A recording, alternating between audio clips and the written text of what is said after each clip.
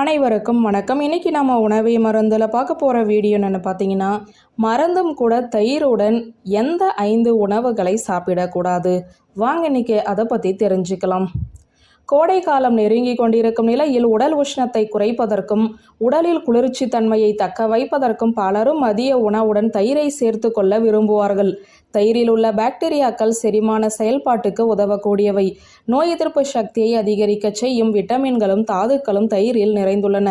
உண்ணும் மற்ற உணவுகளில் இருக்கும் ஊட்டச்சத்துக்களையும் உடல் விரைவாக உறிஞ்சுவதற்கு தயிர் உதவும். அதே வேளையில் தயிருடன் சில உணவுகளை சேர்த்து உட்கொள்வதை தவிர்க்க வேண்டும். இல்லாவிட்டால் பல்வேறு உடல்நல பாதிப்புகளை ஏற்படுத்திவிடும். தயிருடன் தவிர்க்க வேண்டிய அத்தகைய உணவுகளில் சில உங்களுடைய கவனத்திற்கு இந்த வீடியோவில் சொல்கிறேன், கேளுங்கள். முதலில் மாம்பழம். மாம்பழம் வெப்பத்தன்மை கொண்டது. தயிர் குளிரூட்டியாக அறியப்படுகிறது.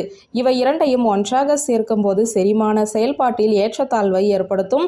சரும பிரச்சனைகளுக்கும் வழிவகுக்கும். மேலும் இந்த 2 உணவுகளும் சேர்ந்து உடலில் நச்சுக்களை உண்டாக்கும். அடுத்ததாக பால். பால் மற்றும் தயிரை சேர்த்து உட்கொள்வது அசிடிட்டி, நெஞ்செரிச்சல், வீக்கம் போன்ற பிரச்சனைகளை ஏற்படுத்தும். ஏனெனில் இந்த 2 பால் பொருட்களிலுமே கொழுப்பு மற்றும் புரதம் உள்ளன. அடுத்ததாக மீன்.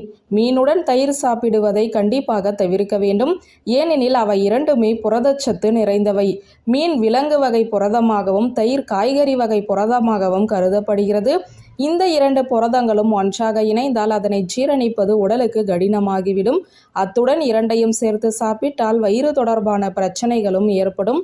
அடுத்ததாக எண்ணெய் உணவுகள், அதாவது பூரி உள்பட எண்ணெயில் பொரித்த உணவுகளுடன் தயிர் சேர்த்து உட்கொள்வது செரிமான செயல்முறையை மெதுவாக்கும்.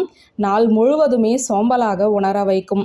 அதனால் எண்ணெய் வகை உணவுகள் மற்றும் தயிரை ஒருபோதுமே ஒன்றாக உணவில் சேர்த்து கொள்ள வேண்டாம் என்று உளவியல் நிபுணர்கள் பரிந்துரைக்கிறார்கள். அடுத்ததாக ஆனியன். மாம்பழத்தை போலவே வெங்காயமும் இயற்கையாகவே சூடான பொருளாக அறியப்படுகிறது. இந்த 2 உணவுகளையும் ஒன்றாக சேர்க்கும்போது பலருக்குமே ஒவ்வாமை பிரச்சனைகளை உண்டாக்கும். சொறி, தோல் அலர்ஜி, சொரியாசிஸ் போன்ற தோல் சார்ந்த பிரச்சனைகளுக்கு வழிவகுக்கும். வியூவர்ஸ், இந்த வீடியோ உங்களுக்கு பிடித்திருந்தால் லைக், கமெண்ட், ஷேர் பண்ணுங்க. நன்றி.